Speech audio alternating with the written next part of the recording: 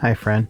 Reminiscent of Monster Squad, The Gate, and just a hint of Poltergeist, 2012's Under the Bed tells the story of Neil, who returns home from his time in a mental hospital to find that his little brother is experiencing the same strange occurrences that he did when he was younger. The brothers come together to fight back against the supernatural force. Directed by Stephen C. Miller, director of Silent Night, which is sort of a remake of Silent Night, Deadly Night, and this movie is far superior to that. Written by Eric Stolze, starring Jonny Weston, Gattlin, Griffith, Peter Holden, and Musetta Vander. The lead, Jonny Weston, plays Neil, and he's pretty decent here. Gattlin Griffith plays Neil's younger brother, Polly, and he's also good. There's always that chance that younger actors come off as annoying, but Weston and Griffith are able to carry the entire film. Peter Holden plays Polly and Neil's dad, Terry. His character is horrible, but in the best way. He's supposed to come off like a jerk. Now, the character's a little bit of a stereotype, but it doesn't come off like one.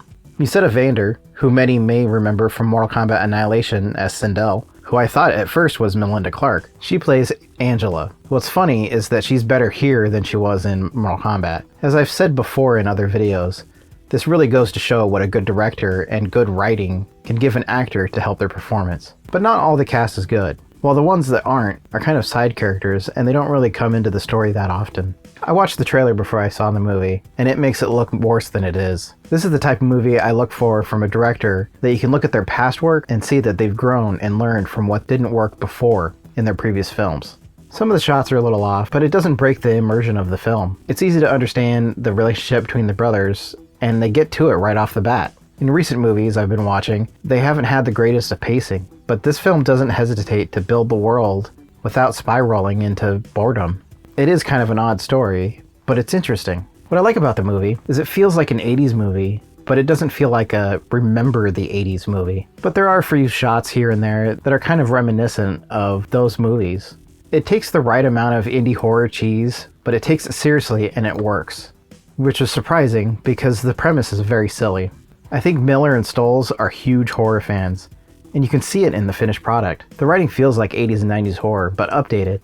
It doesn't look cheap most of the time, but there are moments that are kind of goofy, especially like the fog coming out from underneath the bed. But Miller and the cinematographer Joseph White put together a really creepy atmosphere, and it builds up when things really start to go awry. While the first third of the movie really sets up the brothers' relationship, it feels needed and not slow and boring. I think Stolze was able to create a believable sibling relationship. The visual effects are actually pretty good.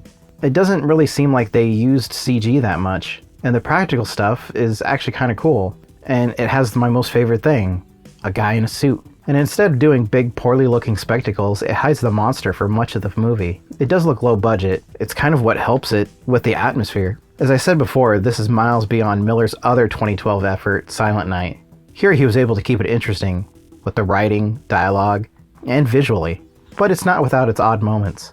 There's a few scenes where the dialogue is a little off, but it's few and far between. What I dig about this movie is it does bring me back to watching like The Gate or Monster Squad, because those movies were some of my favorites when I was young. I think this could be that type of movie for the current generation, because the characters are relatable. Honestly, I think this has the making of becoming a cult classic if more people heard about it. Overall, it's a fun movie. I think the writer and the director took their influences and made it their own. They took the time to develop the characters without becoming a boring movie. And what a lot of movies are missing is the payoffs. They like to introduce things and set everything up, but then they just forget about those things. What's great here is that everything that they set up gets the payoff. The last 20 minutes is insane, but the ending is kind of weak. But it doesn't really ruin the movie. I guess I just kind of wanted more. It's a very fun, outrageous, and sometimes silly movie, but I can honestly recommend it. Don't let the trailer fool you.